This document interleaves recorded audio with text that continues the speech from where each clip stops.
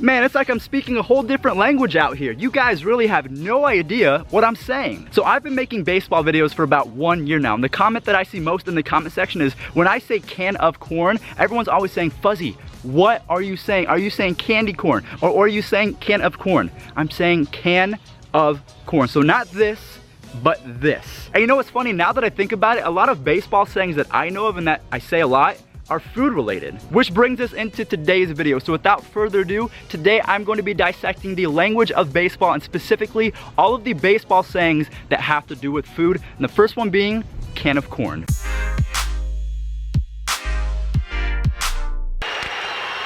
to center, Rusty Greer, he makes the catch! All right, so we are out here in left field, and the first saying, again, we already mentioned it, is the can of corn. So every time I say this, people think that I'm saying candy corn, but you guys heard it first, can of corn. So what that means is back in the day when people actually ate can of corn, they always kept their cans of corns on the top shelf of the pantry. So what does that mean? When they had to go reach for the can of corn, they did one of these, okay? So if you take a look at when you're catching an easy fly ball, what do? You do one of these as if you're reaching the can of corn. So when you get an easy fly ball, I'm gonna show you guys little clips of what I mean of Major League Baseball players doing can of corns and everything else that we're gonna talk about. But a can of corn, all that means is an easy fly ball. Broken bat pop up on the infield. Max Scherzer has done it again. So the next thing that we're gonna be talking about is a delicious treat that you have every single summer to cool you off. We are talking about the snow cone. And no, I'm not talking about the delicious, wonderful, tasty treat that cools you off when it's 110 degrees out. We're talking about when you are going for a fly ball or anything like that. You could be in the infield, the outfield, it does not matter. But a snow cone is when you're tracking down a fly ball and you catch it just like this. So it looks like a snow cone, because if you think of a snow cone, it's got that little cup and then the rest of the ice on top of it. So when you're going to catch a ball and you do one of these, that is called the snow cone. After Scott Rowland, and Scott Rowland hits one into deep left field, back at the wall, a leap, and a catch!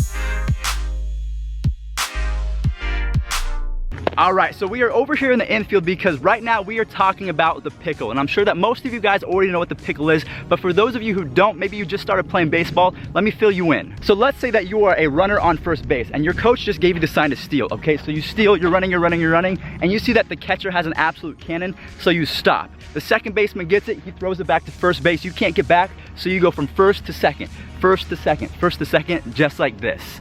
Delivers, there goes the runner on a strike. Again, he's coming back, and Ramirez fell down. Now to Gonzalez, who fakes. Now it's Schumacher going back and forth, and eventually we'll see if the Dodgers can tag him out. So now I've made my way to the pitcher's mound because we have quite a few sayings that have to do with throwing the baseball and being a pitcher. So the first thing is you have to put some mustard on the ball. What does that mean? How could you put mustard on the ball? You put mustard on hot dogs. So no, I'm not talking about ketchup, mustard that you put on hot dogs. Nothing with condiments. I am talking about putting everything that you have into throwing a fastball as fast as you can. So putting mustard on the baseball means that you wind up, you crow hop, and you are throwing it as hard as humanly possible. So if you guys have no idea who Jordan Hicks is a rookie pitcher for the St. Louis Cardinals, and he got upset at a batter one day because he was taking forever to get into the box. So he put some mustard on the ball and threw a 105-mile-an-hour fastball. Roll it. Way outside. 105. September 26th of last year. And he hits that foul. That was at 104. 1 ball and 2 strikes. So now that you guys know what putting mustard on the ball means, I'm also going to introduce one more thing. So when you throw a fastball as hard as you can up in the zone, that is called high cheese. Another way that you can describe it is if you're on the on-deck circle and you notice that the pitcher is throwing really, really hard, you just think to yourself, dang, that guy is throwing absolute cheddar. And again, all that really means is that the pitcher has a really, really live arm and he is throwing 100 miles an hour. So putting mustard on the ball, throwing as hard as you can, high cheese up in the zone, and throwing cheddar just means he throws hard.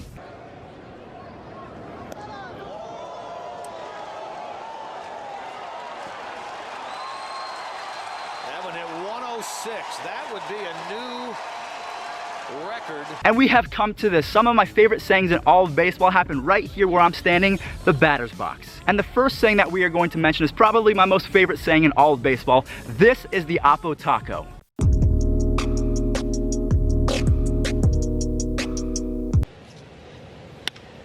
Left field. Back on it is Bonifacio. And at the wall, he leaps and it's gone! It got out of here! And we are tied at 3. So we've had cheese, we've had mustard, we've had pickles, and now we are down to an Oppo Taco. What exactly does that mean? So if you take the taco out of it, we have the first prefix. It's like an English lesson. So what exactly is an Oppo Taco? So if I'm in the box, right, I'm a left-handed hitter, right? And the pitcher, he's throwing high cheese, he's throwing cheddar, he has a live arm, he's throwing really hard. So I'm going to try and hit the ball to the opposite field. So I'm a left-handed hitter, I'm trying to hit the left field. Now let's say that I go ahead, I sit back, I wait on it, and I yank it, I pimp it, I do everything like that, and it goes over the fence. I just hit an Oppo Taco. Now let's say that Oppo Taco went about 450 feet, okay? So in my books, I like to classify any home run that was above 450 feet as a ding dong. So you're in the batter's box, you take an outside fastball over the fence, an Oppo Taco, and it goes 480 feet. You just hit a ding dong. Another way that you could say a really, really far home run is a tater. That's a long way from home plate. That's a long way from home plate. Wow. See ya. A home run for Judge. A monster shot. 2-1 Yanks. So think about it this way, mashed potatoes and taters. So you're just taking the tater out of mashed potatoes because you just said, ja, and you just mashed that home run.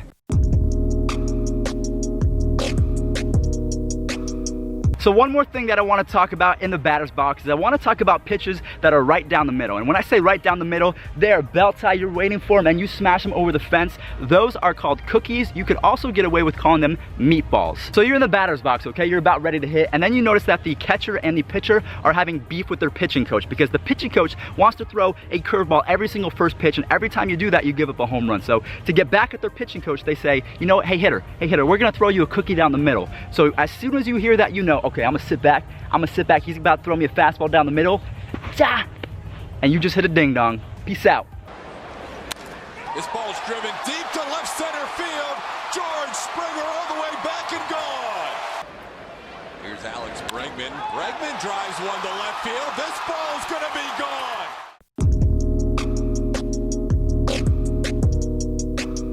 Alright guys, so we have come to the finale of the video, the final saying, but in doing so, I want to combine a lot of the different sayings that we've already said into one sentence, okay? So I'm in the batter's box, I want to hit a ding dong, okay? But the bases are loaded, keep that in mind, the bases are loaded. So I'm trying to hit an Oppo Taco ding dong against a pitcher that is throwing high cheese, he is throwing cheddar, and I want to hit a grand salami, okay? So salami, that's the food phrase. So if you've never heard of that phrase before, a salami is when you have a runner on first, second, and third. So the bases are loaded. You're in the batter's box and you take a high and in fastball over the right field wall for a home run, a grand slam. So grand slam, salami, it makes sense.